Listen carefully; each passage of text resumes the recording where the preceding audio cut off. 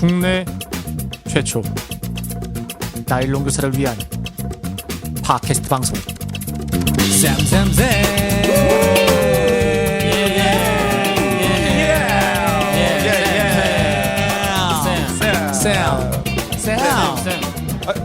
반갑습니다. 반갑습니다. 진짜 반가워요. 진짜 반가워. 저희가 이 사회적 거리두기 때문에 사실 약간 이렇게 약간이 아니죠. 아예 그 온라인으로 저희가 녹음도 진행했었는데 오늘은 저희 만났습니다. 그렇죠. 특별한 오늘 이벤트가 있어서 그렇죠. 저희들이 만났는데 그거 얘기는 조금 조금 이따가 풀도록 하고요. 저희가 특급 게스트를 모시기 위해서 만났는데 만나기 위해서 오는 길에 또 굉장히 안 좋은 뉴스 하나 접했습니다. 그렇죠. 난 이게 가능한 건가 이런 생각이 들기도 해. 아니, 도무지 저는 이해가 안 가는 게 교육 홍보 자료에 어떻게 일본 애들 사진이 들어갈 수 있죠? 다른 자료도 아니고. 절대 저희가 일본이나 일본 아이들을 비하하는 건 전혀 아니고요. 그건 아니죠. 다만 2013년 교육부가 발행한 초등학교 1, 2학년 국정교과서 표지에 아이들이 실리질 않나. 그렇죠. 이번에 내놓은 교육부 홍보물에 일본 아이들이 또 너무 환하게 웃어. 너무 환하게 웃어. 참나. 개정 누리 과정입니다 하는데 일본 애들이 발짝 그렇죠. 웃고 있네요. 자, 그렇죠. 그래가지고 아니 요즘에는 그러니까 사진을 일일이 찍으러 갈 수 없기 때문에 그렇죠. 찍은 사진들을 사서 썼는데 그렇죠. 그게 뭐 섞여 왔다 뭐 이런 거 같긴 한데 그래도 이 정도는 구분할 정도는 근데 돼야 그 되지 않을까? 분명히 파는데도 국적을 적어 놓더래. 재팬이라고 이렇게 적혀 있는데 나 그것까지는 몰랐네요. 그런데도 불구하고 그걸 검증 안 하고 안 되겠네 했다는 이거 거는 진짜. 상식적으로 좀 이해가 안 된다. 지금 최근에 교육부 그 담당 관 중에 일배가 있다. 아니 진짜 그런 거 아니야 이거? 네, 교육부 일배설이 지금 나돌고 있습니다. 네. 참. 코로나 때문에 너무 힘들어서 그러나. 참. 그렇습니다. 하여튼. 하여간 이거는 좀 이해가 안 돼. 네. 저희가 이런 얘기 하는 거는 좀 잘 검증하시라. 네. 그렇지. 저희가 지금 사실 선생님들이 온라인 수업 상황에서 저작권 문제, 초상권 문제 이것 때문에 저희가 엄청 신경 쓰고 사진 하나 동영상 하나 할 때도 엄청 신경 쓰지 않습니까? 그렇죠, 와, 그렇죠. 진짜 어떤 선생님들은 네. 온라인 그 영상 올리고는 그 네. 밑에다가 맨날 한 줄씩 쓰더라고 보니까. 출처. 출처 다 쓰고 그렇죠. 다른데 복구다 하면 안 된다. 그렇죠. 이런 것까지 다 쓰고. 네, 그런 상황이기 때문에 우리 교육부에서도 좀 요럴 때 좀 신경 좀 써주십사 하는 그런 당부의 말씀을 좀 드리는 바입니다. 그렇죠. 근데 이제 온라인 계약이 지금 이제 한지가 꽤 됐잖아. 네네. 근데 내가 지난 방송에서 잠시 얘기했지만 5월 초에 교육부가 뭔가를 발표하겠다. 네네. 이렇게 했는데 사실 우리 방송 시점이 5월 4일인데 사실은 우리가 네. 그거를 못 듣고 지금 녹음을 하고 있잖아요. 그렇죠. 그래서 조금 아쉬운데 과연 어떤 식으로 결론이 날까? 아니 그거 다 결정 나 있는 거 아닙니까? 그 돌던데 뉴스들이. 또 올- 가짜 뉴스 그거 아니고. 총리님 입에서 나오기 전까지 다 가짜 뉴스예요. 거의 기정사실로 아니는 분들 많은데. 조선처럼 키가 얇으니까 안 된단 말이야. 5월 11일, 6월 1일 계약. 무너져요. 큰일 났어요. 큰일 났어요. 그 전에 봤잖아요. 우리가 얘기하면 그렇게 그렇죠. 돼버리는 수가 있다니. 그래서 유시민이 방송 못 하잖아. 그렇죠. 시민이 180석 해서 그러니까 우리가 돼요. 날짜를 정하면 교육부가 정할 수 있다. 그렇죠. 그렇지. 그렇죠. 조심해야 안 되죠. 됩니다. 그래서 나는 이번에 그걸 좀 듣고 방송했으면 좋겠는데 그러려면 내가 편집을 못하네. 그렇죠. 그래서 저희가 어렵게 빨간 날 석가탄신일 날 이렇게 모여서 저희가 녹음을 하고 있기 때문에 방송이 나온 시점에서 어떤 이야기가 나왔을지 저희도 궁금합니다. 저희도 그렇죠. 궁금한데 정말 좀 안전하게 코로나가 완전히 좀 사그라들고 또 아이들이 안전하게 학교에서 봤으면 하는 그런 바람입니다. 그렇죠. 네. 예. 댓글이 상당하던데요? 댓글? 근래 보기 드물게 댓글이 상당한데 늘 댓글 단골 있습니다. 안뉴스타. 근데 안뉴스타님은 오랜만인 것 같은데? 오랜만이십니까? 안뉴스타. 스타니까 오랜만에 나 이분 만나고 싶어. 네, 저도 만나고 싶어. 차가운 미디어가 떠올랐습니다. 강신주님의 철학적 시일기의 괴로움에서 어찌나 재미지게 요리조리 연결하면서 글을 쓰셨던지 놀라고 있는 중이었거든요. 여백과 여유로움을 좋아하면서도 만화는 딱히 좋아하지 않는데요. 여백이 과한 허술함으로 보여지지 않게 경계하는 것이 저에게는 필요한 것 같아요. 모든 것을 긍정해 주시는 신을진 교수님 목소리가 참 힐링스럽네요. 이렇게. 그 방송 들으시고 그렇죠. 이제 네. 교사 실제감 얘기하면서 이제 차가운 미디어가 떠오르셨군요. 그렇죠, 그렇죠. 그렇군요. 굉장히 좋습니다. 길게 쓰셨습니다. 예. 예. 그리고 역시나 또 이거 매주 소개해 드리는 것 같은데 우리 조쌤, 제요 이쌤. 예. 지난주 사회적 거리두기가 완화되면서 못 만났던 선생님들과 만났습니다. 밥을 먹고 차를 마시는데 문득 너무 감사한 거예요. 일상이 너무 그리웠고 너무 감사했습니다. 모든 게 감사였는데 너무 모르고 살았네요. 쌤도 작은 감사. 좋은 쌤 성찰일기가 저를 반성하게 하네요. 이거 말도 안 되는. 오랜만에 이거 말도 나왔습니다. 안 좋은 되는 쌤 멘트를 성찰일기 나왔습니까? 좋습니다. 아니 지금 이제 첫 회 나갔는데 조쌤 성품 자체가 이거 너무 좋은 거 아니야? 아닙니다. 이거? 훌륭하신 반성하게 선생님이네요. 됩니다. 제 네. 성찰일기 제가 개인적으로 제가 썼는데도 저를 스스로 돌아보게. 참, 이거. 아니, 근데 내가 성찰을 이렇게 편집하면서, 네네. 너무 짜증이 나는 거야. 그렇죠. 이 가식적인 목소리 어쩔까. 와, 내가 진짜 속이 울렁울렁 그래가지고 편집하다가 내 집어 던질 뻔했어. 야. 근데 제가 온라인 하면서 제가 새롭게 안 게 네네. 제가 영상을 올리잖아요. 네. 그럼 학생들 반응이 장난 아닙니다. 좋은 쌤 목소리 너무 됐거든요. 좋다. 됐거든요. 반응이 장난 아닙니다. 초등학교 이거. 3학년이 반응이 좋습니다. 참 네. 어린애들 그 참 등쳐먹고 네, 있네, 그래서 진짜. 아이고. 제가 등쳐먹어. 뭘 또 등쳐. 등쳐먹는데. 아이고 나 진짜. 어린 동심에 상처 주지 말고. 근데 오랜만에 좋습니다. 또 모여서 하니까 분위기 좋네요. 서로 헐뜯고 좋네. 예. 좋습니다. 그 다음에 또 댓글 달아주신 분이요. 예. 나라라 동키님. 예. 알사탕. 중학교 쌤들도 많이 보고 알고 있어요. 동화책은 중등들도 자유학계제 수업에서 많이 봐요. 그래서 역시 네. 이것도 저 얘기네요. 제가 소개한 알사탕 좋은 알사탕. 쌤. 미치겠다, 진짜. 대박이네 댓글. 네. 좋습니다. 알사탕. 네. 갑자기 알사탕 때려버리고 싶어요. 제가 마지막에 댓글 하나 더 소개시켜 드릴 건데요. 배혜정님. 또 이것도 알사탕이네. 알사탕입니다. 알사탕에서 빵 터졌네요. 알고는 있었지만 내용은 자세히는 몰랐던 1인으로서 크크크크. 나쁜 쌤 말에 완전 공감. 크크크크. 그리고 레미제라블 얘기에 왜 공감을 안 해주시지 하며 또 완전 빵빵 터졌네요. 요즘 교실에서 혼자 밥 먹고 혼자 스트레칭하고 혼자 일하고 혼자 화내고 크크크크. 쌤이 유일한 친구네요. 좋아요 구독 위해서 열심히 퍼날라야겠어요. 예, 제가 들으면서 우리 반 애가 생각났습니다. 선생님 반갑습니다. 영희야, 철수야, 안녕 이렇게 읽는 거. 아니 지금 이제 사람 그거 인격을 모독하는 거야 지금? 내가 네. 초딩이라는 거야 이거? 아닙니다. 이 배혜정 선생님 보니까 예. 교실에서 혼자 일하고 혼자 화내고 혼자 스트레칭하고 혼자 밥 예. 먹고 이렇게 하시는 거 보니까 유추키로는 초등 선생님이 아니신가 싶어요. 대부분 초등 선생님들 이제 교실에서 네. 요즘 진짜 혼자 고군분투하고 계시죠. 네, 정말 응원합니다, 선생님. 근데 알사탕을 생각외로 사람들 좋아하는가 봐. 예. 진짜 유명한 책이라니까요. 그러면 내가 한번 읽어봐야 되나? 꼭 읽어보세요. 레미제라블도 꼭 보십시오. 그거는 모르겠고. 레미제라블. 그건 뭐 뻔한 얘기인데 그거는 뭐. 하이 참나 이거 좋습니다. 저희가요. 아마 오늘 방송이 어떤 방송인지는 이미 예상을 하셨을 것 같아요. 예. 왜냐하면 저희가 이미 한 일주 전부터 그렇죠. 오늘 어떤 분을 모실 거다. 그래서 어떤 질문을 해달라라고 이미 조사를 했기 때문에 예상하실 것으로 생각되는데요. 미리 저희가 안내드린 것처럼 오늘은 역대급 게스트 모셨습니다. 저희 방송에서 또 국회의원을 모셔보기는 또 처음인데 아니 아직까지 국회의원은 아니잖아. 아직 등원 안 하셨지만 당선인 정확하게. 당선인 모시기는 또 처음인데 저희가 중간 시그널을 듣고 직접 이분과 함께 또 교육의 전반적인 이야기들 또 어떤 생각 갖고 계신지 한번 파고 까는 그런 시간 갖도록 하겠습니다. 잠시 뒤에 돌아오겠습니다.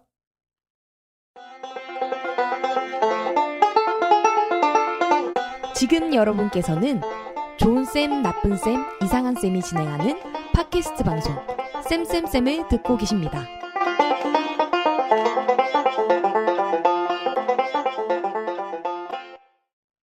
네, 오늘 어렵게 모셨습니다. 1980년 성신여고 졸업, 1991년 서울대 역사교육학과 졸업, 2005년 전국교직원 노동조합 서울 북부지회 지회장, 2015년 서울특별시 교육청 혁신교육지구 정책연구교사, 2016년 광노현 전 교육감과 진검다리 교육공동체 상임이사, 2017년 교육부 교육자치정책협의회 위원, 2018년 제7회 전국 동시지방선거 조희연 후보 공동선거대책위원, 2018년 교육부 민주시민교육자문위원회 위원, 그리고 2020년 21대 국회의원이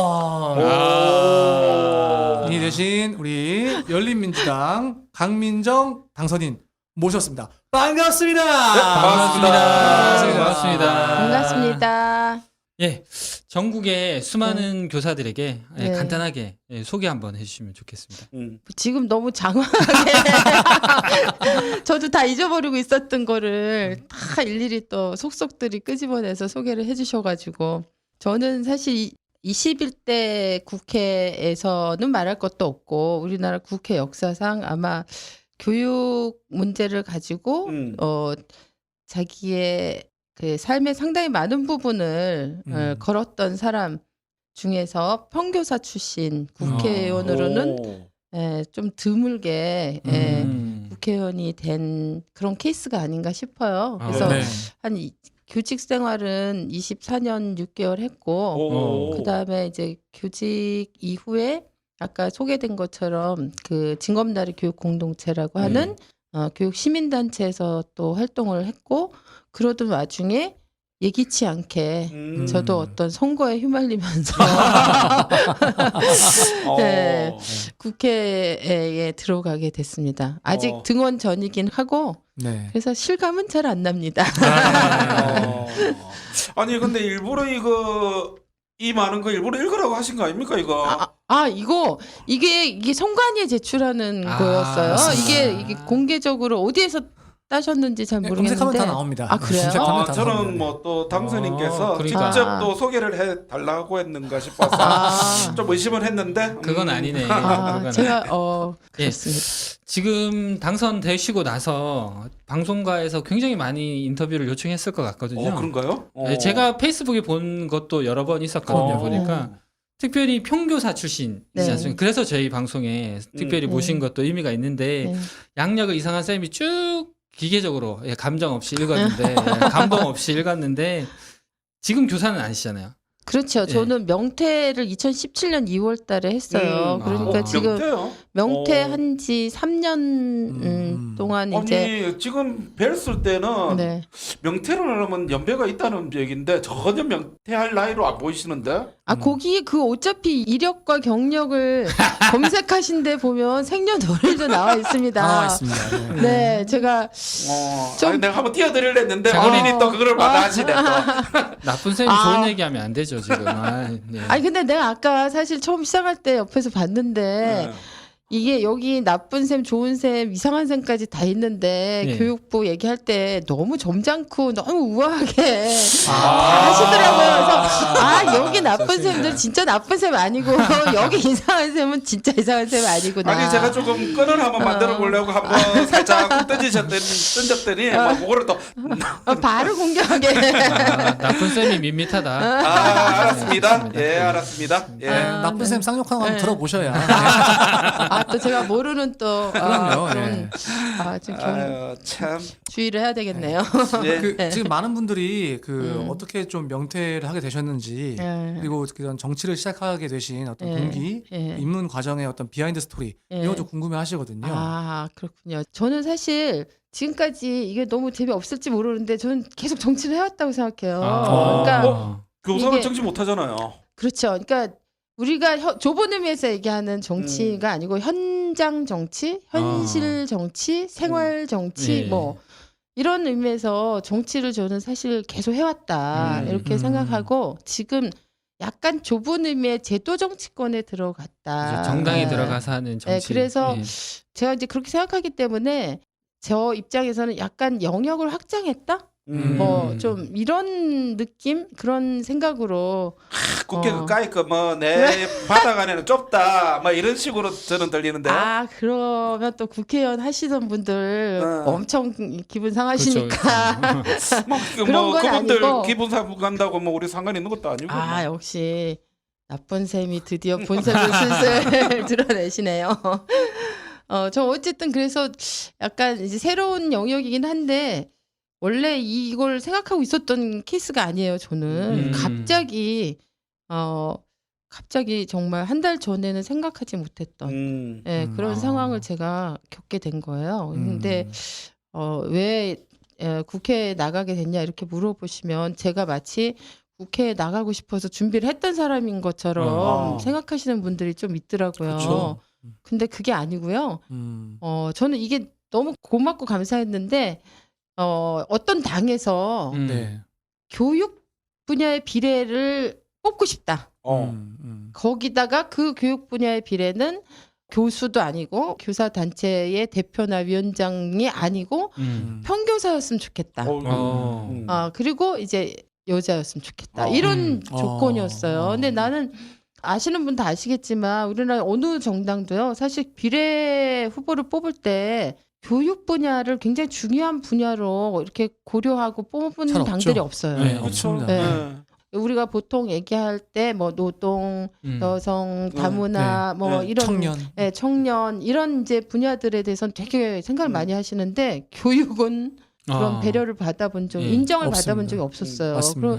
그래서 일단 저는 그거가 너무 놀라웠고 두 번째는 일반 이제 현장에 있던 교사를 찾는다는 게 너무 고마웠어요. 네. 그래서 이게 교육 현장의 이야기를 국회에 담고 싶어하는 이런 문제의식 가진 정당의 사람들이 있구나. 그래서 내가 들어가지 않더라도 이런 요구나 제안은 누군가 적극적으로 받았으면 좋겠다. 이런 생각을 했습니다. 그런데 저는 처음에 제안을 받고 거절했어요. 제가 보면 나한테 줘서 바로 갈 수 있겠네. 그럼 성전환 하셔야 돼요. 그건 안 되고. 왜냐면 조건 중에 조건 중에 첫 번째가 여자였거든요. 네. 아유, 참. 안타깝습니다. 저는 불러줘 있어. 네, 왜 거절하셨습니까? 저는 일단 제가 계획에 없었던 일이라 일단 너무 의외였고 네. 그다음에 제가 이제 아시는 분은 아실지 모르지만 이번에 연동형 비례제가 되고 나서 네. 미래통합당에서 미래한국당 만들고 그쵸. 그렇죠. 이러면서 이게 위성정당이 되게 논란이 됐잖아요. 맞습니다. 그래서 됐죠. 이런 거에 대해서 참 우려스럽게 보고 비판적인 이제 생각을 가지고 있었던 찰나였거든요. 네. 그래서 이제 신생당이었어요. 저한테 제안을 한 당이 열린민주당이라는. 그쵸. 그래서 네. 이 당이 되게 그런 문제식은 되게 너무 고맙고 좋은데 이 당에서 이제 제안을 했을 때 내가 고민이 많이 됐던 거죠. 그래서 당 크기가 별로 마음에 안 드셨는가 봐요. 그 크기는 저는 뭐 크기는 잘 볼 줄도 몰랐고요. 네. 사실 제안을 받았는데 고맙지만 이제 좀 하기 어렵다. 이렇게 제안을 좀 사양을 했었다가 마지막 순간에 좀 생각을 바꿨습니다. 왜냐하면 그 연동형 비례제 되고 나서 교육당을 만들자는 움직임이 교육계에 있었어요. 네, 있었죠. 왜냐하면 우리가 국회의원 한 명 없어서 너무나 당한 서름들이 많잖아요. 정말 맞습니다. 필요할 때 가서 막 애걸복걸 해야 되고 막 설명해도 진짜 충분히 이게 교감하기 너무 어려운 경험도 시간도 많이 안 하고 맞죠. 그렇죠. 그런 이제 간절함 때문에 교육당을 만들려는 시도가 있었는데 그걸 결국 못 만들었잖아요. 근데 저는 사실 나서진 않았지만 교육당의 필요성에 대해서 충분히 이해하고 공감하고 있었던 상태여서 내가 어떻게든 만일 국회에 입성에 성공한다면 우리가 교육당을 만들려고 했었던 어떤 효과 이런 거는 좀 다른 방식으로 얻는 거 아닌가? 이런 생각을 하면서 저 자신을 좀 설득한 측면이 많아요. 그래서 마지막 그 마감 전날 저녁에 마음을 굳히고 뛰어들기로 했습니다. 그러니까 뭐 선생 안 하시고 그 국회의원 되시니까 나는 솔직히 부럽네. 국회의원 뭐 딸려오는 게 많다 하던데. 그렇더라고요. 아이고 참 나라를 위해서 아이들을 위해서 지금 어렵게 마음 잡아가지고 정치하신다는데 좋은 말 해도 덕담해드려야지 뭐 이렇게. 내 머리 어때서? 자. 오늘 할 이야기 많습니다. 네. 우리 당선인 만나기 위해서 여러 선생님들께 질문을 한번 받아봤습니다. 우선은 저희가 한 8가지 질문을 정하고 그중에서 좀 선택을 좀 하도록 그렇게 좀 조사를 했는데요. 8가지 질문 중에서 선생님들이 가장 많이 선택하신 4가지 질문을 우선 우리 당선인께 좀 여쭤보고 그 다음에 우리 선생님들이 자유롭게 또 던져주신 질문들을 한번 이번 방송과 다음 방송에 연이어서 한번 해보도록 하겠습니다. 조은쌤, 우리 그 8가지 질문 중에 어떤 질문들 저희 채택됐죠? 8가지 중에서 아까 좀 전에 얘기했듯이 8가지 중에서 4가지. 첫 번째는 당선 직후에 아이들만 보고 가겠다고 하셨는데 원론적인 이야기 말고 구체적으로 어떤 의미인지 설명해달라. 이것이었고, 두 번째는 정치 천민인 교사들의 참정권 확대를 위해 어떻게 노력할 계획인가. 세 번째는 우리나라에 여러 교사 단체가 있는데 교원 단체로 인정받는 것은 교총이 유일하다. 이 문제에 대해서 어떻게 생각하나. 마지막으로 4번째, 현재의 승진제도 어떻게 개선돼야 한다고 보나. 이렇게 4가지 질문입니다. 예. 아니 이거 답하기가 좀 쉽지 않겠는데 이거. 아니 근데 질문이 되게 좋네요. 네. 참 누가 짰는지. 진짜 훌륭한. 그러면 저희들이 이제 포문을 한번 열어볼 건데요. 네네. 네. 자, 31.6%로 공동 1위 질문이 있습니다. 자, 그게 뭐냐면요. 우리 아까 조은 쌤이 읽어주셨지만 제가 다시 한번 읽겠습니다. 정치 천민인 교사들의 참정권 확대를 위해 어떻게 노력하실 계획이시? 뭘 노력해? 뭘 노력질해? 뭘 노력질하냐고? 자, 그래서 어떻게 노력하실 건가? 이게 대한 질문인데요. 근데 사실 나는 조금 기분 나쁜 게 정치 천민? 뭐 우리가 지금 천민이라는 거야? 이거 뭐야 이거? 그거 제가 할 말 있어요. 제가 왜냐면 명퇴를 해봤기 때문에 네네. 정말 생생하게 실감했어요. 네네. 제가 사실은 명퇴를 하기 전에 제가 교사로 있을 때도 제가 이제 프레시안이나 온마이나 뭐 이런 매체 글을 가끔 썼거든요. 교육 문제 관련해서. 그런데 이 글을 쓰면서 제가 자신도 모르게 이게 자기 검열을 하고 있더라고요. 내가 이 글을 썼는데 이게 혹시 선거법에 걸리지 않을까? 뭐 이게 문제가 되지 저희 않을까? 방송할 때 엄청 그렇죠. 검열합니다. 그렇죠. 엄청 검열해요. 네, 그 정도로 저는 이제 실감을 했었는데 사실은 그거보다 훨씬 더 많은 거를 우리가 다 빼앗기고 있다는 거를 명퇴하고 나서 알았어요. 왜냐하면 명퇴를 2017년도에 하고 아까 이제 제 이력을 말씀하실 때 제가 2018년도 지방선거 때 네네. 조영교육감 선거 사무실도 네. 막 들락날락 했거든요. 그런데 와, 그전에는 교육감 선거인데도 국회의원 선거도 아닌데 대통령 선거도 아닌데 선거 사무실 근처를 지날 때마다 막 몸이 위축되고 내가 직이 달렸는데 내가 저기 들어갔다가 나오지도 못하는 이런 거만 위축돼 있었다가 너무 당당하게만 선거 사무실에 너무 당당하게 진짜 들어가는 이 너무 상반된 경험을 하면서 야, 우리가 얼마나 평소에 교사로 살면서 위축돼 있었나 이런 걸 되게 생생하게 느꼈고 그다음에 이제 제가 명퇴를 하고 난 다음에 저한테 명퇴 축하 파티를 해준 어떤 친한 그 그룹이 있었는데 그 명퇴 축하 자리가 면천 축하 파티였어요. 면천. 천면에서 파티 벗어났다. 네. 그래서 야, 진짜 이 교사가 다른 건 몰라도 정치적으로는 거의 천민 신분의 과 다를 바 없는 무권리 상태였구나 이런 거를 되게 생생하게 경험했죠. 그럼 질문의 핵심은 이 천민 신분에서 어떻게 벗어나게 해주실 수 있냐 이걸 지금 물어본 거거든요. 우리 양반까지도 원하지 않아요. 상민 정도만 돼요. 정치 양반도 말하지 않아.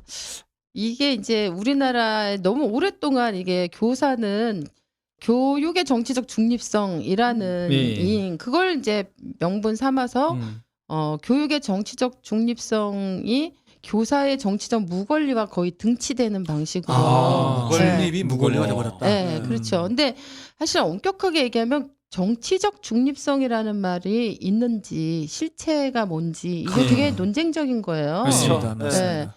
네, 우리나라 헌법에 보면 정치적 중립성을 규정하고 있는 조항이 2개가 있어요. 5조에 네. 국군의 정치적 중립성이 있고요. 예. 31조에 교육의 전문성, 자주성, 정치적 중립성 이 2개가 있어요. 네. 지금 우리 저 당선인께서 네. 대본 하나 안 보고 네. 한 장 딱 끼고 그냥 법조로 그냥 툭툭툭 읊으시네요. 야. 예. 계속 말씀해 주십시오. 그런데 이 교육의 정치적 중립성하고 국군의 정치적 중립성을 규정한 그 법 조항 문언이 달라요. 그러니까 5조는 국군의 정치적 중립성은 준수해야 되는 걸로 나와 있어요. 준수돼야 준수? 된다. 그다음에 31조의 교육의 정치적 중립성은 보장되어야 된다. 이렇게 되어 있습니다. 정치적 중립성을 보장한다고요? 네. 완전 네. 다른데요, 그러면? 이게 완전히 네. 다른 거예요. 그런데 5조는 1987년도에 우리 군부 독재 독재. 정권의 시대를 끝내고 개헌될 때 그게 추가된 거예요. 네. 그리고 31조는 5.16 쿠데타가 일어나고 난 다음에 이게 명문화된 건데 그러면 뭐 박정희가 이걸 보장을 해주려고 했냐? 뭐 이런 이제 얘기를 하는 사람들도 있어요. 그렇게 볼 수도 있는데 저는 박정희가 초반에는 자기가 쿠데타를 하면서 대통령을 공개적으로 안 한다고 그랬었던 사람이에요. 아시잖아요. 그렇죠. 그죠? 네. 그리고 그 직전에 4.19가 있었기 때문에 이 대중의 어떤 민주주의에 대한 요구 이런 거를 적어도 문구상의 문헌상의 정면으로 이렇게 위배하는 방식으로 할 수는 없었어요. 그래서 그 시대적인 어떤 배경, 압력 이런 것들이 저는 작용했다고 봐요. 그런데 실제로 자기가 원하는 건 교사들이 정치적 권리를 다 빼고 싶은 거였기 때문에 헌법에는 그렇게 해놓고 국가공무원법, 정치자금법, 정당법, 선거법 이런 데서는 이제 교사들이 가지고 있는 정치적 권리 옛날에 누렸던 것들 다 뺏은 건 맞아요. 근데 지금 이제 우리 헌법에 보면 그렇게 다른 게 있다는 거죠. 그래서 국군은 의무라는 거야. 정치적 중립성을 지키는 게 의무이고 그 조항에 나온 이유는 더 이상 군인이 정치에 개입해서 쿠데타 일으켜서 정권 장악하고 그렇죠. 군대식 사회를 만들지 마라. 이런 걸 명료하게 얘기하는 거예요.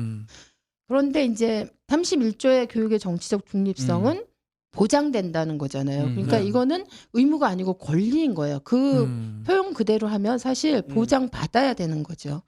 그 이전에 이제 정권의 어떤 하수인 역할을 교육을 가지고 수단화하면서 그렇죠. 특히 4.19가 일어날 때에는 그런 게 굉장히 심각하고 노골적으로 일어났던 걸 사람들이 다 봐왔기 때문에 정권을 가진 권력자들이 이제 교육을 정치적 수단을 하지 말라는 사실 이런 뉘앙스를 우리가 적극적으로 해석하는 게 맞다. 문헌이 왜 다를까? 이런 걸 저는 우리가 주목할 필요가 있다는 생각이 들거든요.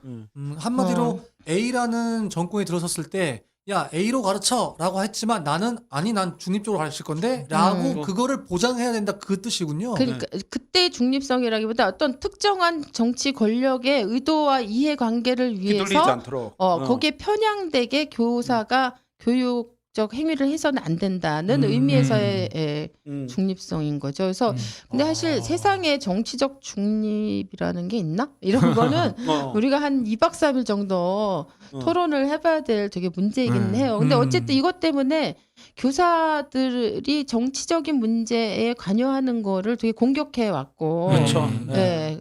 그리고 마치 교사들이 정치적인 어떤 이야기를 하기 시작하면 그게 바로 정치적 중립성을 위배하는 것처럼 하면서 제가 생각할 때는 정말 60년 가까운 시간 동안 학교를 마치 무균질, 정치적 무균질 어떤 실험실이 있는 것처럼 그렇게 가상의 어떤 공간을 상정하고 학교에서 정치적 문제를 다루는 거를 금기시하고 그것과 조금이라도 관여되는 교사의 움직임이 보이면 막 법으로 엄단하고 이런 게 이제 오래 누적되면서 선생님들이 되게 자기도 모르게 제가 아까 저의 얘기를 경험을 얘기했듯이 우리 안에 되게 무의식적인 자기 검열 구조가 있는 거예요. 맞아요. 교사들이. 그래서 내가 이 얘기를 해도 되나 맞아요. 안 되나? 그렇죠. 막 이런 거를 계속 무의식 중에 검열하거든요. 근데 저는 이거는 이제 두 가지 문제가 있다고 봐요. 이게 첫 번째는 그 교사가 시민인데 모든 시민 누린 권리를 박탈당한 거잖아요. 그렇죠. 그렇죠. 네. 네.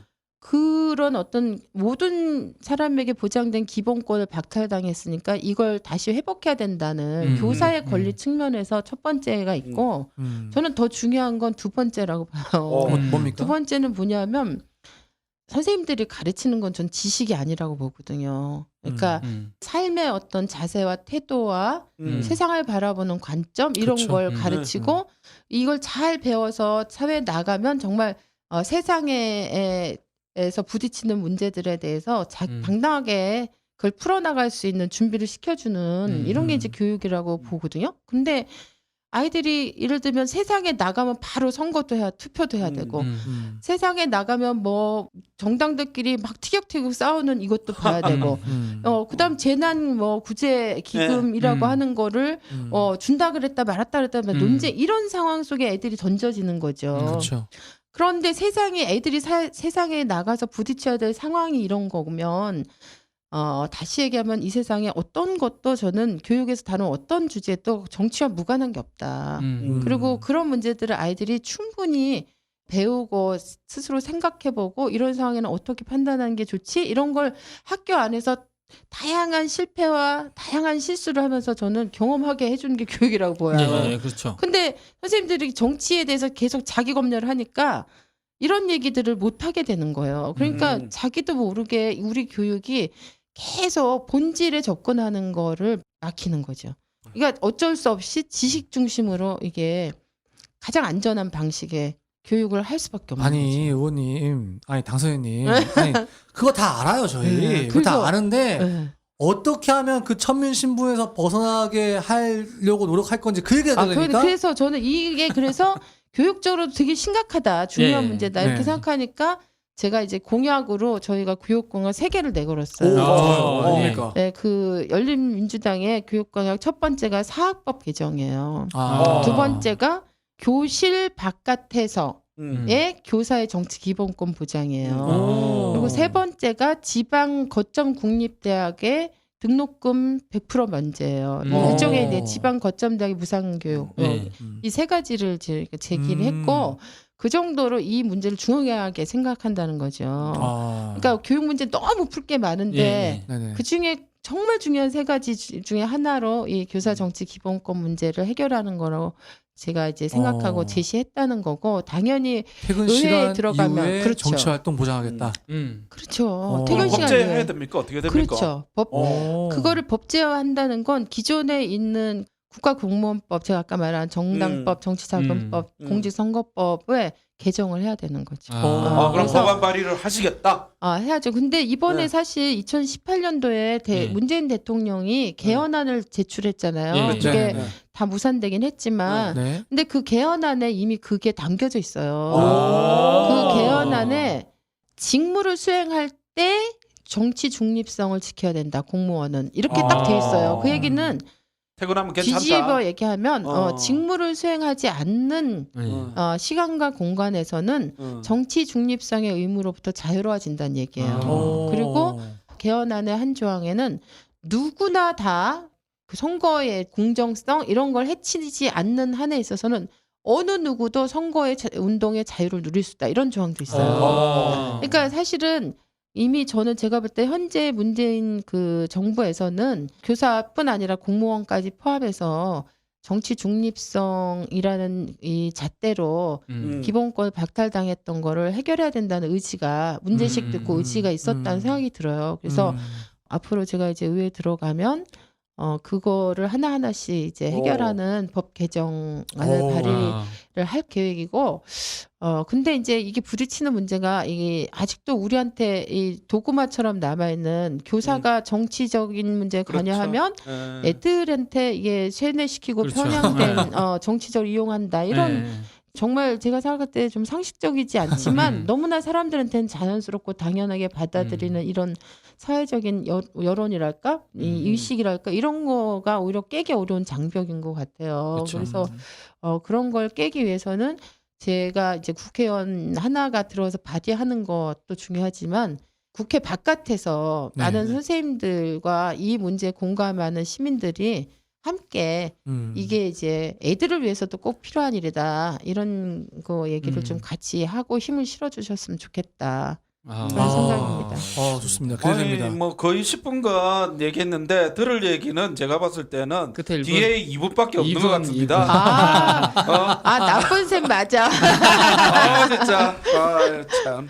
자, 그러면 두 번째로 한번 넘어가 보도록 하겠습니다. 이것도 역시 공동 1등 31.6%의 교사가 선택한 질문입니다. 아까 읽었는데 우리나라에 여러 교사 단체가 있는데 교원 단체로 인정받는 것은 교총이 유일합니다.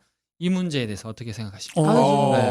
이거 당연히 이거 해결해야죠. 어떻게 해결합니까? 옷도 파묻었어요 방법이. 아니요, 이거는 지금 법은 있고요. 법에는 교원 단체를 만들어서 운영하고 활동할 수 있게 보장돼 있어요. 다만 그 실행을 위한 세부적인 법적 근거는 대통령령으로 정해야 되는데 수십 년 동안 안 정하고 있었던 거예요. 그러면 지금이라도 정하면 될 낀데 왜 안 정합니까? 그렇죠. 그래서 사실 국회에서 만드는 건 법이잖아요. 그리고 시행령은 사실 행정부에서 만드는 거잖아요. 근데 국회 역할 중에 뭐가 있냐면 입법 말고 법을 제정하거나 개정하는 거 말고 행정기관 감시하고 감사하는 기능이 되게 중요한 국회 기능이에요. 그래서 제가 생각할 때는 현재 교육부가 이 문제 제기를 이미 교사단체에서 작년부터 했던 것 같아요. 그래서 많이 했죠. 전달이 됐고 이 문제를 해결하려는 노력을 하고 있는 것 같긴 한데 제가 국회 들어가기 전에 해결되면 아주 좋고 만약 그때까지도 해결이 안 된다 안 될 것 그러면 교육부가 이게 주무부서고 거기서 이제 이것과 관련된 시행령을 만드는 역할을 할 수 있도록 제가 적극적인 역할을 해야 되지 않을까 이렇게 생각하고 있고요. 이건 너무나 이렇게 상식적이지 않은 일이라 왜냐하면 상대적으로 유일한 특정 단체만 수십 년 동안 혜택을 받아왔잖아요. 그렇죠. 그것도 사실 어떻게 보면 법적 근거가 명확하지 않은 상태에서 이제 특혜적으로 받아온 거고 지금은 얼마나 많은 교원단체가 생겼어요. 그렇죠. 이 교원단체들이 제대로 자기의 어떤 사회적 인정을 받고 활동을 위한 지원도 받고 다양한 목소리가 나올수록 저는 우리의 이야기나 정책이나 이런 게 다 풍부해진다고 생각하거든요. 그래서 그걸 위한 노력을 할 생각입니다. 아니 그러면 이제 나중에 유은혜 장관님 국회 그 대정부 질의할 때 나오시면 왜 시행령 안 만듭니까? 딱 이렇게 한 말씀 하시는 겁니까? 유은혜 장관 근데 만드실 가능성이 많아요. 안 만드시면 당연히 해야죠. 예, 알겠습니다. 예. 이렇게 화내면서 얘기할 필요는 없을 것 같은데. 그렇죠. 너무 화냈다고 그러면. 그런데 뭐 교원단체 얘기가 나왔기 때문에 이 얘기를 안 할 수 없을 것 같은데요. 정교조. 또 어떻게 보면 우리 당선인께서도 정교조에 잠시 몸담으셨고 그리고 또 자유질문에서도 이거에 대해서 질문해 주신 분들이 많거든요. 많아요. 그래서 정교조, 법엔 5조 이거 왜 아직도 해결이 안 되는 거고 이 문제에 대해서 어떻게 생각하시는지 한번 답을 좀 주시면 좋을 왜 것 같아요. 아직도 해결이 안 되는지 저도 궁금합니다.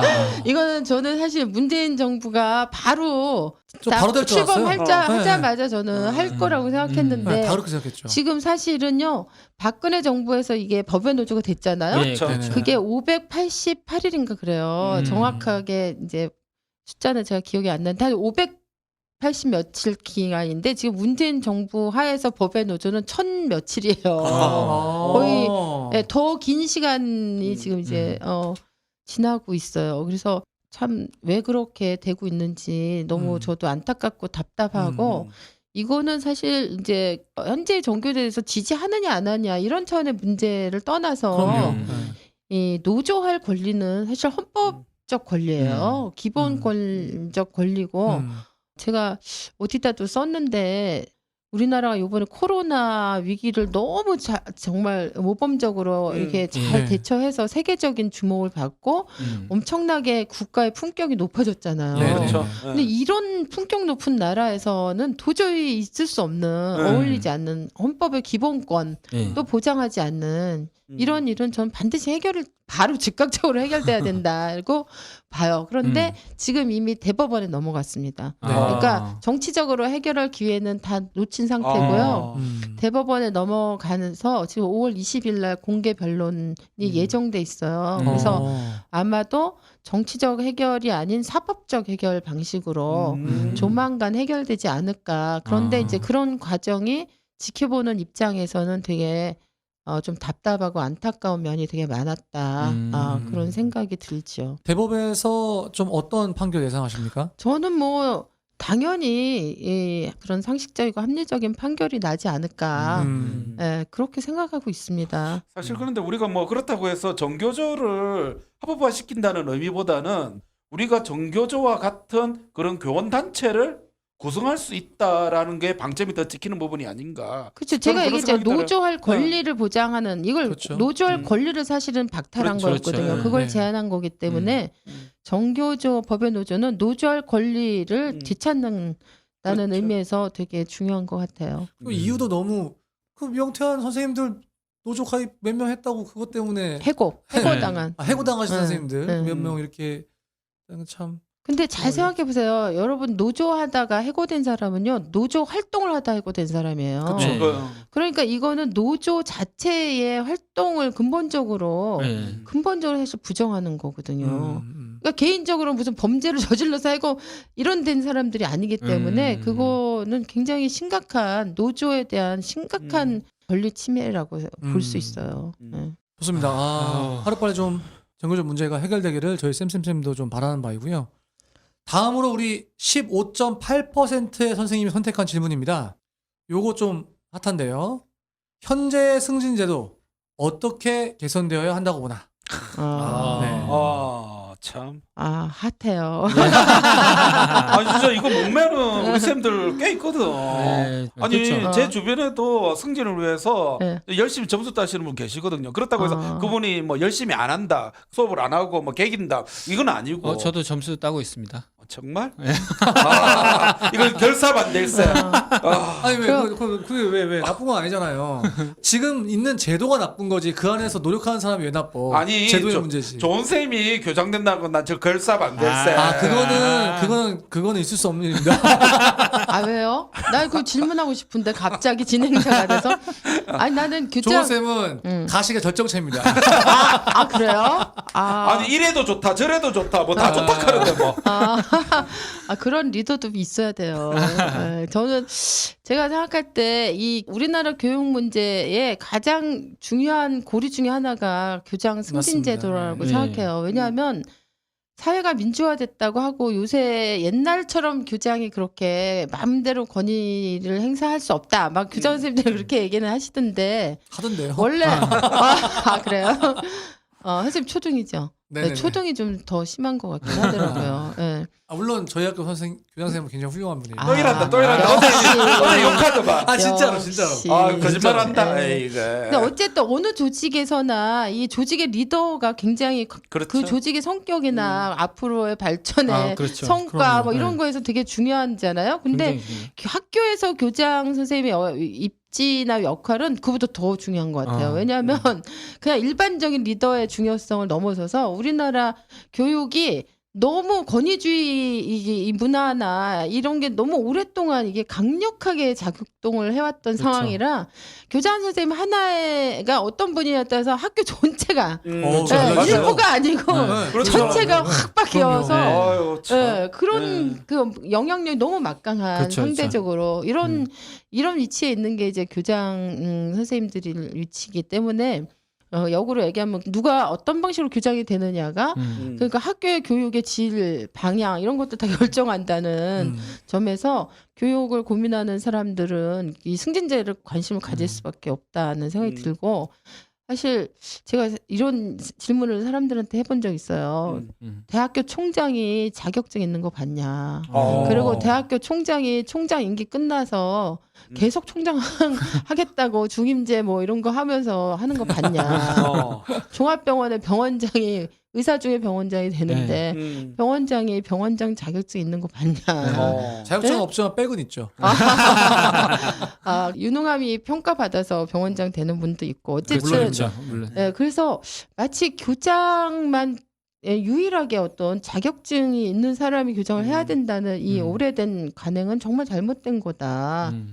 교사의 어떤 사람들이 자격증을 얻으면 마치 특별한 어떤 능력을 장착하게 되는 것처럼 하고 그쵸. 한번 교장이 되면 다시 교사가 되지 않으려고 온갖 그 수단과 그렇죠. 방법들 그렇죠. 그렇죠. 그게 또 우리 교육계의 잘못된 관행으로 폐해를 만들어내기도 하고 더군다나 교정되는 방식이 교육을 정말 잘했느냐 이런 걸 평가를 한다기보다 정말 아까 우리 좋은 쌤이 점수 따지는 걸 했는데 0.00001 뭐 이런 점수에 같이 그 0.001점 뭐고 그게 진짜. 진짜 점수 아니 곱하기 한 100천 좀 했으면 좋겠어. 그러니까 그래서 뭐 100점, 200점 이랬으면 좋겠어. 그러니까 1000점 만점에 뭐 1점, 2점, 그러니까 뭐 너무 10점, 20점 이래 좀 돼야 이제 돼. 같은 교직에 있었던 아, 사람으로 좀 점수이다, 진짜. 부끄럽죠. 우리 스스로의 모습이기도 하니까. 그래서 이 승진제도는 전 반드시 바꿔야 된다고 생각해요. 근데 이거를 그리고 그러면 법제화가 돼야 됩니까? 어떻게 됩니까? 그냥 바꾼다고 해서는 안 될 거 아닙니까? 이것도 다 이제 교원 임용 승진 관련된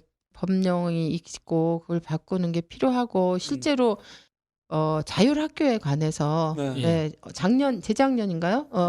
사회적인 쟁점이 되기도 했잖아요. 예. 그 공모교장제, 맞아요. 내부형 공모제. 내부형 예. 공모교장제, 예. 이런 것도 그거 너무 어렵게 100% 해도 사실 아이고. 자율학교가 전체 10,000개 학교 중에 얼마 안 되기 때문에 100% 해도 얼마 안 되는데 그걸 또 그러다가 50%로 예, 예. 50%로 또 제한을 어. 걸어서 그 과정을 보면서 기존에 이제 그 우리 좋은 쌤처럼 점수 관리하려면 적어도 한 20년 걸어야 되잖아요. 0.001에 막 그렇죠. 이래서 너 늦었어 임마. 그게 막 이 순서 바뀌고 당락이 바뀌고 정확하게 그러니까 잘 모릅니다. 공부 열심히 하셔야 돼요. 그러니까 그랬던 분들 입장에서는 되게 이해관계 걸려 있어서 저항이 그렇죠. 크다는 네, 생각이 맞아요. 들긴 하는데 애들 진짜 생각하면 그런 그 승진제도를 과감하게 누군가는 사실 어떤 시점에서는 좀 손해를 감수해야 돼요. 기존의 제도에서 이익을 봤던 분들이 다음 새로운 제도를 받아들이려면 좀 손해를 감수하시고 크게 대의를 위해서 저는 하실 필요가 있다고 생각이 들거든요. 그래서 승진제도 개선과 관련된 법 개정 운동을 또 해야 된다. 이거 할 게 너무 많아요. 어떻게? 아니 내가 보니까 질문하신 분들이 나는 분명히 이제 국회의원 이제 당선인께 질문을 하라고 했는데 질문의 수준들이 보니까 이따 자유질문도 나오잖아요. 질문의 수준들이 다 거의 대통령 당선인한테 해야 될 질문들을 적어주셨어요. 그렇구나. 참. 그럼 제가 대통령급이 되는 겁니까? 혹시? 혹시? 되게 재밌네요. 아, 같이 그래요? 얘기하다 보니까.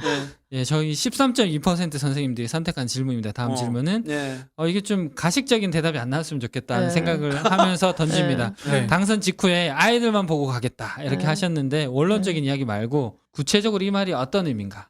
제가 그 말을 한 건 되게 나름대로 고민해서 한 말이에요. 이거 내도 하는 말인데 이거. 아니에요. 그게 뭐 아무나 다 하는 말 아닙니까 이거? 그렇죠. 그렇게 들릴 수 있는데 저는 나름대로 고민을 많이 하고 한 말인데 네. 여기에는 어떤 게 담겨 있었냐면 사실은 우리가 교육 문제 재작년에 입시 공론화를 네. 통해서 엄청나게 막 대립과 충돌이 갈등이 일어나고 많았죠. 갈등이 장난 아니죠. 있고 그거 말고도 교육과 관련된 의제가 등장하면 너무나 많은 백가쟁명식에 다 자기 나름대로 해법을 다 가져와서 맞습니다. 다 각자가 자기가 교육 전문가라고 얘기하면서 대한민국의 심지어는 교육 전문가 너무 많아. 너무 많죠. 교사들 중에서도 서로 다른 해법을 내놓고 그렇죠. 또 교사와 학부모 사이에서도 서로 다른 해법을 내놓고 또 연구자는 연구자대로 해법을 내놓고 그렇죠. 그래서 너무 이게 복잡한 어떤 이해 충돌이 계속 연출되더라고요. 근데 제가 이제 이 말을 했을 때 뭐냐면 이런 뜻이었어요. 그러니까 누구나 다 아이들을 위해서 이게 필요하다고 해법을 내놓는데 실제로 보면 각자의 이해관계가 투영된 경우가 되게 많아요. 그래서 심지어는 교사의 입장이 우선 되는 경우도 있다. 그게 이제 전면적이진 그렇게 말은 안 하지만 혹은 특정한 학부모의 이해가 우선되는 경우도 있다. 그리고 교사와 교사 사이에서도 그래서 제가 이 말을 했을 때는 어떤 경우에 교사와 아이들의 누군가는 더 약간 희생하고 손해를 감수해야 되는 그런 상황이 되는 의제들이 있을 수도 있다는 거예요. 또 학부모도 마찬가지고 네. 그럴 때 내가 비록 교사 출신이지만 그리고 뭐 교육 운동을 했던 활동가 출신이긴 하지만 학부모 단체라든가 교사 단체라든가 뭐 교사의 이익을 전면에 내걸고 옹호하는데 앞장서지 않겠다.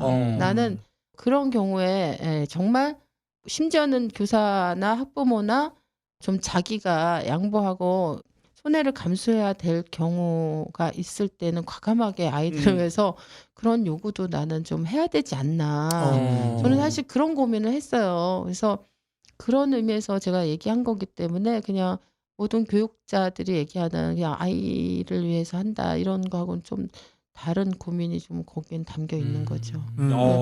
이게 사실 쉽지는 않을 거라는 생각이 들어요. 그쵸. 왜냐하면 너무나 강력한 이런 그 너무 첨예하고 강력한 충돌들이 너무 많이 일어나서 과연 제가 그런 것들을 잘 버티면서 네. 할 수 있을지 저도 부딪혀보지 않았기 때문에 그쵸. 네. 좀 염려는 되긴 하지만 이럴 때 명확한 원칙이 있어야 된다. 네. 그런 생각을 하면서 저 스스로 제 앞으로 4년 의정 활동에 제게 주는 어떤 원칙이랄까? 지침이랄까? 뭐 방향타랄까? 이런 의미에서 저는 그 얘기를 했었어요. 예. 뭐 이렇게 말씀해놓고 뭐 1년 뒤에 뭐 TV 화면에서 다른 당 그 여성 의원하고 머리끄댕이 잡고 막 그런 거 아니시죠? 네. 동물국회 뭐 하시는 거 아니시겠죠? 자, 이렇게 저희가 공통 질문 4가지를 한번 해봤는데요. 그 다음으로는 우리 선생님들께서 날카로운 또 네. 서술형으로 제가 빈칸을 놨더니 날카로운 자유질문들 막 던져주셨어요. 근데 좋은 질문이 너무 많아. 좋은 질문이 너무 많아서 저희가 다 다루지는 못하고 이번 주에 한 2가지 정도 질문 다루고요. 예. 그 다음에 다음 주에 한 번 더 모셔서 다 다루지 못한 질문들 또 우리 선생님들이 우리 당선자님께 당부의 말씀 아주 매서운 당부의 말씀들 많이 남겨주셨거든요. 네. 그것도 한번 다뤄보도록 그렇게 한번 구성해 보겠습니다. 가슴이 약간 아플 것 같아. 좋습니다. 우리 자유질문 중에 또 어떤 게 있었죠, 존쌤? 제가 먼저 하나만 읽어드리면 이런 거 있습니다. 지금 시행되고 있는 온라인 계약을 예로 들자면 교육부 지침이 언론 통해서 우리한테 전달되는 거 아닙니까? 제 3자처럼 약간 그런데 예, 정책 결정에서 교육 전문가인 교사가 패싱되는 이런 교사 상황. 패싱. 어떻게 제도적으로 막을 수 있을까? 이런 질문이 있었습니다. 아니 언론 발표 나오면 말이죠. 우리 학부모님들이 학교에 전화가 오시는데 사실 저희가 할 말이 없어요. 저기 학부모님 저도 방금 뉴스 보고 알았습니다. 이 말밖에 못 하거든요. 그렇죠. 아니 우리가 서두에도 얘기했지만 조만간에 이제 교육부에서 등교계획 관련해 갖고 분명히 지침이 나올 거란 말이에요. 그렇죠, 그렇죠. 이것도 우리 아무것도 모르고 있다가 뭐 윤은혜 장관님이 뭐 이렇게 하겠습니다라고 하면 뭐 끝나는 거 아닌가? 그런가 보다. 네. 공문 한 장 없이 이런 거에 대해서 또 어떻게 좀 우리 교사 출신 국회의원으로서 어떻게 방법이 있을까요? 저는 이거는 사실은 오래된 관행의 결과가 좀 약간 표출된 거라고 봐요. 관행이요? 관행. 그러니까 교사를 정책의 주체, 최소한 파트너로 이렇게 이제 인식하고 그동안 교육 정책이 만들어지거나 교육 행정이 이루어지지 못했던 게 너무 오래됐다. 그래서 예를 들면 공문을 하루 전에 받았으면 그러면 교사들은 다 아무 문제 없다고 생각할 거냐. 그런 문제는 저는 솔직히 아니라고 보거든요. 아니죠. 그러니까 네, 맞아요. 물론 이제 뉴스보다 먼저 받아서 학부모가 전화했을 때 조금 아는 척이라도 할 수 있으면 덜 뭐 불편할 거는 쪽팔리 갖고 내가 진짜 아이고. 물론 그런 건 있었겠지만 단순히 그 하루 전에 방송보다 몇 시간 전에 우리 손에 다 도달했으면 그런 문제 제기 안 했을 거냐. 저는 그런 문제는 아니라고 보거든요. 그래서 결국은 이제 우리나라 교육 행정이 추진되는 이 메커니즘이랄까 이런 데서 교사들을 정책 파트너로 보지 않고 일방적으로 이제 전문가연한 이 상급기관 행정기관에서 결정해서 이제 내리꽂는 방식의 이런 기존의 교육 권위주의적이고 되게 관료주의적인 교육 행정 시스템에 문제가 사실은 2주마다 지금 발표를 그렇죠. 계속 네. 새롭게 갱신했잖아요. 네. 네. 그리고 교육부 입장에서 내가 보면 처음 당하는 일이라 자기네들도 맞아요. 네, 맞아. 진짜 막 우왕좌왕했을 네. 거라는 생각이 네. 들고 그래서 이 뭐 공문 시스템이 사전에 체계적으로 왔느냐 안 나느냐 이런 문제는 아니지만 너무 이게 짧은 기간 중에 동일한 게 반복되니까 이제 선생님들이 그동안 참았던 게 네. 폭발하면서 이게 음. 패싱 문제가 맞습니다. 나온 것 같다는 생각이 들어요. 그래서 그 교육 행정 관행이랄까 문화 이런 것들을 좀 바꾸는 게 필요하다. 그게 이제 교육 자치나 학교 자치나 혹은 뭐 교육 과정의 자율성이나 이런 총체적인 어떤 변화들과 같이 가야 되지 않을까. 그런 생각이 듭니다. 그래서 지금 이 문제를 단순히 그 공문 도달 시점의 문제, 전후의 문제로 생각하면서 막 교사들한테 너무 막 그런 것까지 막 얘기하냐 막 이렇게 또 잘 이해 못 하시는 분들은 또 너무 교사들이 쪼잔한 거 가지고 한다 뭐 이렇게 보시는 분들도 있는 것 같더라고요. 누가 근데 그럽니까 누가? 누가 그러네요. 자, 그 어쨌든 그 이면에 있는 이 문제 본질을 우리가 보도록 또 교사들이 설명해 주는 게 필요하다고 생각이 들어요. 그래서 이걸 계속 뭐 클레임 걸듯이 막 이렇게만 하지 말고 그런 방식이 좀 필요한 게 아닌가 싶습니다. 우리 교사들이 너무 착해서 그래. 뭐 이래도 저래도 다 해주고 이거 봐 온라인 교육도 우리 교사들 아니었으면 될 뻔했나. 그러니까 그렇죠. 나도 이번 진짜 놀랐어요. 다 그러니까 해내, 다 해내. 다 해내. 난 네. 그러니까 진짜 그 일주일, 2주일 상간에 그렇게 아무것도 지원이 안 되고 있는 맨 땅의 헤딩, 교사 입장에서는 진짜 맨 땅의 헤딩인데 이런 상황에서 그 온라인 수업이 되게 큰 대과 없이 어쨌든 전국이 다 돌아가는 그쵸, 이런 그쵸. 상황이 된다는 건 우리나라 교사들의 이 실력과 역량, 자세 이런 것들이 얼마나 훌륭한가를 보여주는 거라고 한번 봐요. 확실하게 계기 줘야 돼. 이럴 때는. 저는 대구에 파견된 의료인과 똑같은 그런 노력을 하고 있다. 맞아요. 그렇게 생각합니다. 방금 우리 나쁜 쌤이 이렇게 다 해내니까 또 시킨다, 한번 개겨줘야 된다 이런 말씀 하시지만 사실 우리가 뭐 교육부에서 한 겁니까? 아이들 위해서 한 거죠. 아이들 그쵸. 위해서. 아유, 그러니까 어쩔 수 없이 한 거죠. 나쁜 쌤 절대 못 깨깁니다. 애들 눈에 밟혀가지고. 됐거든요. 그 다음으로 많이 또 중첩된 여러분이 공통적으로 질문해주신 자유질문이 있는데요. 요거는 거의 우리 초등 선생님들이 공통적으로 많이 질문해주신 것 같습니다. 긴급 돌봄과 같은 사업은 학교보다 지역으로 넘어가야 한다고 지극히 공감하고 있는데 어떻게 생각하시나요? 또 다른 분은 돌봄교실, 청소년 단체를 학교에서 맡아야 한다고 생각하시는지요? 또 다른 분은 돌봄교실과 방과후가 학교에서 벗어나 마을과 지역으로 확대되는 것에 동의하시는가요? 특히 돌봄은 보건복지부 관할로 교육부 소속인 학교에서 하는 건 잘못됐다고 생각하는데요. 자, 요런 질문들이 지금 쏟아지고 있는데요. 한번 이거 좀 시원하게, 사실 이거 지난번에 저희가 방송할 때도 좀 이건 좀 답이 없다 이랬지 않습니까? 그렇죠. 답 답 있어요. 없어요? 아니, 어. 답 있어요. 답 있어요? 답 네. 있습니다. 아니, 답 있어요. 근데 뭡니까? 이제 그거를 해결하는 과정이 조금 이제 지난하다. 이런 건 좀 있지만 전 답이 있다고 봐요. 제가 사실 그 혁신교육지구란 무엇인가라는 책을 썼고 혁신 또 책 아니 저 혼자 쓴 게 아니고 공전데 제가 서울시 교육청의 혁신교육지구 정책이 처음 시작될 때 상당히 깊이 제가 관여를 했었어요. 네. 그런데 그때 문제의식이 되게 여러 가지가 있었는데 제가 혁신학교를 하고 1년을 해보니까 진짜 너무나 좋은 거예요. 막 야, 우리가 상상만 했던 일이 학교 안에서 가능하구나. 그래서 막 1년 동안 열심히 막 학교 안에서 혁신을 하고 막 너무 막 행복하고 보람되는데 딱 1년을 해보고 나니까 어떤 생각이 드냐면 학교만 혁신해가지고는 되는 게 아니구나. 그렇죠. 그러니까 이런 측면에서 두 가지를 제가 생각했는데 학교 바깥에 이 교육청, 교육부, 이 행정이 혁신돼야 된다는 거 하나하고 또 하나는 맞습니다.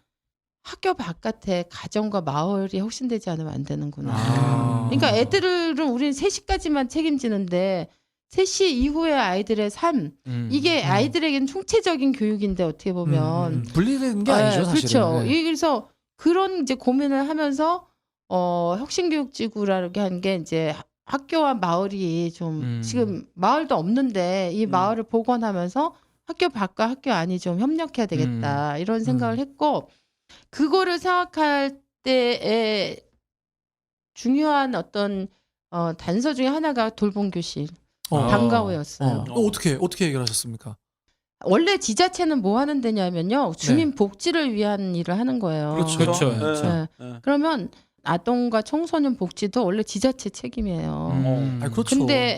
그런데 우리가 이제 이 원래 돌봄 학교 밖 돌봄 있잖아요. 네. 학교 끝나고 난 다음에 네. 학교 밖 돌봄은 원래 옛날에는 그냥 지자체가 제대로 안 해도 마을이 있을 때 그렇죠. 마을에서 네. 했는데 마을이 없어지니까 음. 어디 맡길 데 없으니까 제일 만만한 학교로 들어온 거죠. 이게. 그렇죠. 근데 학교가 제일 잘하니까. 교사들이 저항하지 않았어요. 저는 이 부분에서 우리도 책임이 있다고 봐요. 그러니까 처음에 방과후가 들어올 때 돌봄 교실이 들어올 때 우리들이 저희가 의원님 당선인님 저희가 저항할 노조가 있습니까? 저항할 교원단체 시행령이 뭐가 있었습니까? 저희는 싫지만 어쩔 수 없이 다 해내는 거예요. 그러니까 네. 우리가 그렇게 얘기하면 다 싫지만 어쩔 수 없이 다 해냈다고 지금 많은 교육적 문제들에 대해서 우리는 얘기할 수 있어요. 네. 그런데 이 방과후 학교나 돌봄 교실이 저는 학교에 미치는 폐해는 너무나 크다. 그래서 그럼요. 지금 예를 들어서 학교가 교육기관이냐 복지기관이냐 이렇게 정체성에 타갔어. 혼란까지도 네. 저는 불러올 지경까지 맞습니다. 왔다. 그리고 네. 교사가 교육 전문가냐,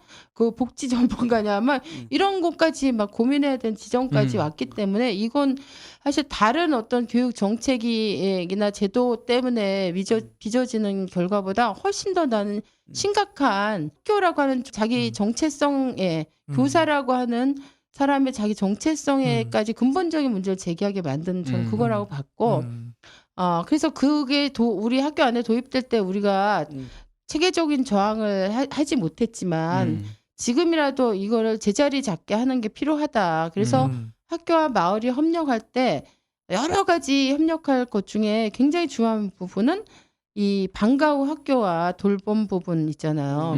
학교가 교육과정이 끝나고 난 다음에 아이들의 삶의 문제, 이 삶에 관한 복지 문제는 이제 지자체로 다시 돌아가게 하는 게 그리고 거기에 마을이 함께 협력하게 하는 게 맞겠다.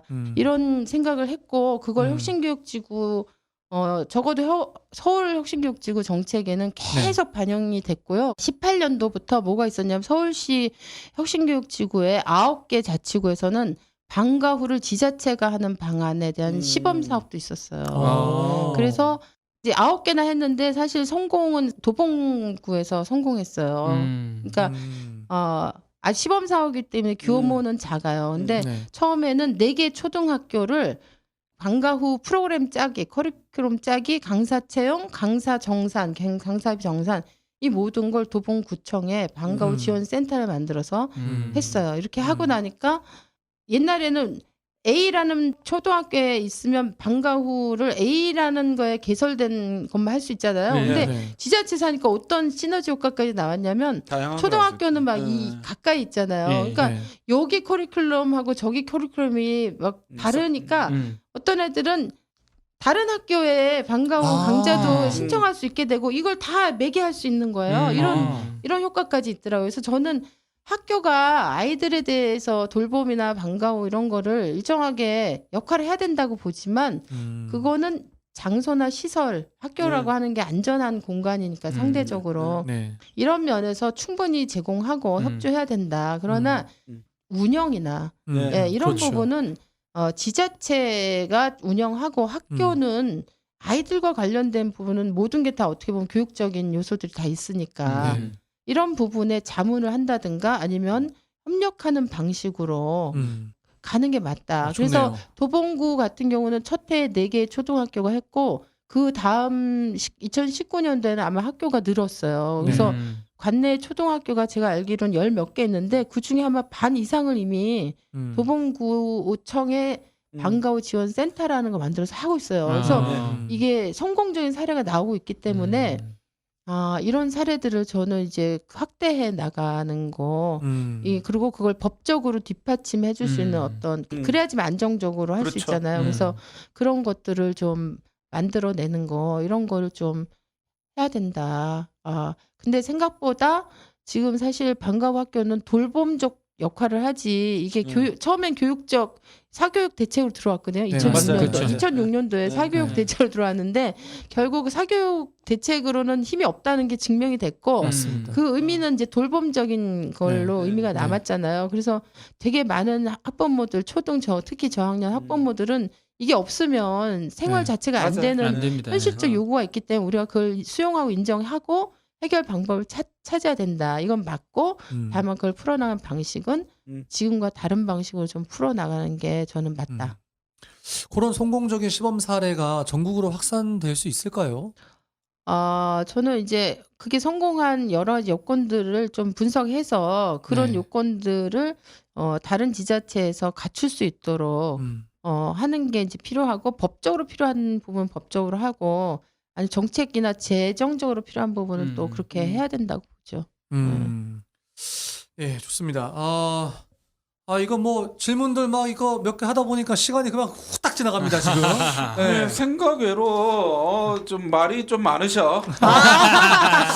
이러다가는 우리 청취자들 끊기겠는데? 방송 시간이 지금 넘어가고 있는데요.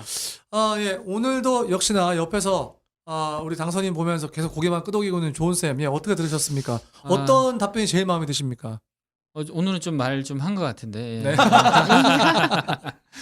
예, 저는 그 아이만 보고 가겠다. 옛날에 뭐 이거 어디서 들어보는 문구인 것 같은데 국민만 보고 가겠다. 뭐 이런. 그렇구나. 도민만 보고 막 들어본 것 같아서 아, 뭐 식상한 느낌은 있었지만 그 말이 제일 저는 와닿았습니다. 이게 교사의 이권, 그리고 학부모의 이권, 정치인의 이권, 정당의 이권이 우선이 아니라 아이들이 먼저 우선이 되겠다는 이런 교육적인 어떤 철학, 그리고 정치인으로서의 철학이 이 말에 좀 많이 묻어 그러네요. 있다라고 그러네요. 생각되기 때문에 이것이 정당에 들어갔을 때, 이렇게 국회에 들어갔을 때 여러 가지 정쟁에서 좀 흔들리지 않고 이렇게 이 철학을 계속 유지하면서 4년을 보내셨으면 좋겠다. 그런 말씀을 꼭 드리고 싶었습니다. 좋은 쌤의 좋은 말씀이었습니다. 네, 나쁜 쌤은 어떤 게 제일 좀 마음에 드셨어요? 아니 나는 다른 것보다는 네. 뭐 좋다 안 좋다 이런 걸 떠나서 네.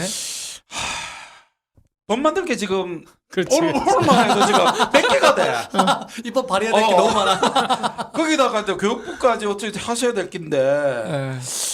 저거 말씀은 하셨지만 진짜로 하실까? 어. 내가 이때까지 정치인들한테 속은 게 너무 많아가지고 좀 의심은 되지만 우선 네네. 오늘은 여기까지 한번 지켜보고 네. 또 다음 주 방송한다고 했으니까 그렇죠. 다음 주에 어떤 진정성을 한번 더 살펴본 다음에 최종적으로 저는 코멘트하도록 하겠습니다. 나쁜 쌤 아니고 무서운 쌤. 네.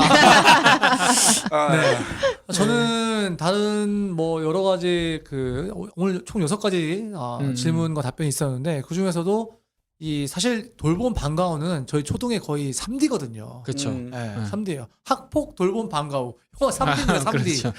네. 요게 정말 저는 몰랐어요. 그렇게 혁신지구에서 그런 사례가 있는 줄. 이게 좀 전국적으로 확산돼가지고 또 학교 교육의 본질적인 의미가 좀 회복되는 그런 것을 좀 기대해도 됩니까? 아마 당연히 그런 거 확산하는 방향으로 속도는 제가 네. 무서운 쌤이 무서워서 속도는 장담 못하지만 그런 네. 방향으로 나가야 된다 네. 생각합니다. 좋습니다. 오늘 첫 방송 저희랑 함께 한번 해보셨는데요. 좀 네. 어떠셨습니까? 소감 어떠십니까? 재미있어요. 재미만 있으면 안 되는데. 의미도 있어야 돼요. 네. 다음 주에도 또 나와주실 거 맞죠? 네. 네, 감사합니다. 예. 안 나오면 혼날 것 같아요. 저희가 기운을 혼낼 수는 없고요. 네. 클로징 하면서, 혹시 청취자분들, 그 다음에 이 방송을 듣고 계신 정당인 분들께 말씀드립니다. 저희 쌤은 참고로 열린민주당과는 아무런 관련이 없습니다. 만약 어느 정당에서건 이렇게 평교사 출신의 우리 선생님들을 국회에 입성시킨다면 그 정당의 당선인은 저희가 반드시 모시겠습니다. 네, 그렇기 때문에 가능하나? 그렇지. 모시게 해주세요. 네, 긴 시간 또 함께 해주신 우리 강민정 당선인님께 감사드리고요. 또 이 바쁜 와중에 짬내서 방송 청취해주신 우리 선생님들께 감사 인사드리면서 우리 당선인님은 또 다음 주에 한 번 더 모시도록 하겠습니다. 예, 긴 시간 함께 해주셔서 감사합니다. 네, 감사합니다. 감사합니다. 쌤쌤쌤은 선생님들의 참여로 만들어집니다. 구독, 좋아요, 댓글, 팟캐스트 3종 세트 잊지 마시고 쌤쌤쌤 페이스북 페이지도 많은 방문 부탁드립니다.